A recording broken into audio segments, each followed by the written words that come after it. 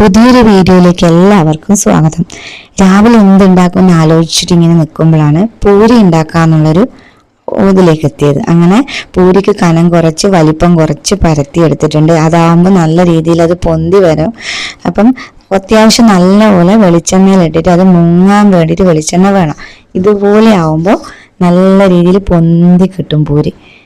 അപ്പൊ അതിന് വേണ്ടിയിട്ട് ഞാൻ ഉണ്ടാക്കാൻ പോകുന്ന കറി കൂടെ കഴിക്കാൻ ഉദ്ദേശിക്കുന്നത് മുട്ടക്കറിയാണ്. അതേപോലെ ഉള്ളി, തക്കാളി, പച്ചമുളക്, അതുപോലെ മല്ലിയില, കറിവേപ്പിലയില.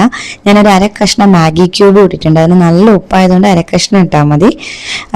അതും റെഡിയാക്കി വെച്ചിട്ടുണ്ട്. അപ്പം ബ്രേക്ക്ഫാസ്റ്റ് അവിടെ ആയിട്ടുണ്ട്. ഉച്ചയ്ക്ക് എല്ലാവർക്കും കഞ്ഞി മതി എന്ന് പറഞ്ഞതുകൊണ്ട് ഇന്ന് മമ്പയർ കറിയും അതുപോലെ നല്ലൊരു മാങ്ങാ ചമ്മന്തി ഉണ്ടാക്കാന്ന് വിചാരിച്ച് അതിന് വേണ്ട പച്ചമാങ്ങയും ചെറിയുള്ളിയും അതുപോലെ കാന്താരി മുളക്, തേങ്ങ, ഉപ്പ്, ഒരു ചെറിയ കഷ്ണം ഇഞ്ചി അധികമായി പോയി കഴിഞ്ഞാൽ അതിന്റെ രുചിയായിരിക്കും മുന്നിട്ട് നിൽക്കുന്നുണ്ടാവും. അപ്പൊ അതൊരു ചെറിയൊരു കഷ്ണം ഇട്ടാൽ മതി.